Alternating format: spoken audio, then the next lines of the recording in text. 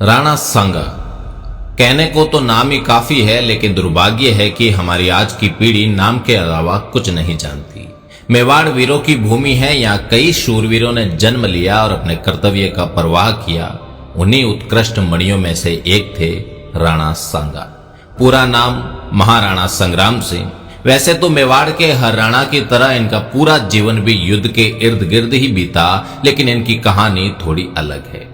राणा सांगा ने अपने जीवन काल में 100 से अधिक युद्ध लड़े और इन युद्धों के दौरान राणा सांगा ने अपनी एक आंख, एक हाथ और एक पैर गंवा दिया। फिर भी राणा रुका नहीं, झुका नहीं। कल्पना करिए, एक योद्धा जिसके शरीर पर 80 घाव है, एक हाथ नहीं, एक पैर नहीं, एक आंख नहीं, फिर भी वो रणभूमि में दुश्मनों को अपनी तलवार व भाले से मौत के घाट उतार रहा है, तो वो सिर्फ राणा सांगा है। खानवा के युद्ध के दौरान जब सभी राजपूत शासक राणा सांगा के साथ खड़े थे, बाबर मैदान छोड़कर भागने वाला था, उस वक्त शीला द्वितीय, जो सांगा का रिश्ते में उनका सगा बेनोई था, 30,000 घुड़सवारों के साथ एकदम युद्ध के बीचों बीच बाबर से मिल गया। भारत के भाग्य का फैसला हो गया। आने वाले 300 साल तक समरकंद से आए तैमूर वंशी तुर्क, जो मुगल कहलाए, हिंदुस्तान के भाग्य विधाता हो गए। राणा सांगा फिर लड़ना चाहते थे, लेकिन घायल सांगा को जहर दे दिया गया। इतिहास के पन्ने कुर हकीकतें होती है। सुखद बॉलीवुड फिल्मों जैसा उसका अंत नहीं होता।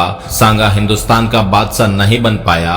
सांगा को हराने वाले बाबर की कब्र भी हिंदुस्तान के बजाय अफगानिस्तान में बनी।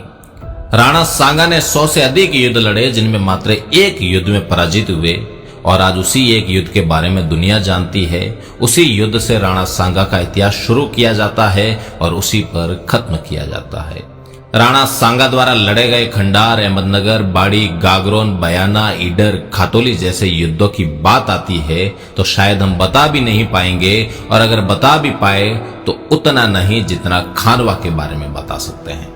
भले ही खातोली के युद्ध में राणा सांगा दिल्ली के इब्राहिम लोदी को दिल्ली तक खदेड़ दे, वो मायने नहीं रखता। बयाना के युद्ध में बाबर को भागना पड़ा हो, वो भी मायने नहीं रखता। मायने रखता है कि बाबर से खानवा के युद्ध में राणा सांगा हार गया। लेकिन जिन्होंने ये तय कर लिया था कि भारतीयों को असली भारत से कभी रूबरू नहीं होने देना है, उन्होंने हमारे सच्चे इतिहास का गला घोंट दिया। जिन बच्चों के खिलौने भी शेर और भाले थे, जिनके जीवन का अंत ही रण था, उनको इतिहास के अंधेरे में दबाकर मार दिया गया। वो भी ऐसे गला घोंट कर मारा गया कि किसी को चीख तक सुनाई ना दे।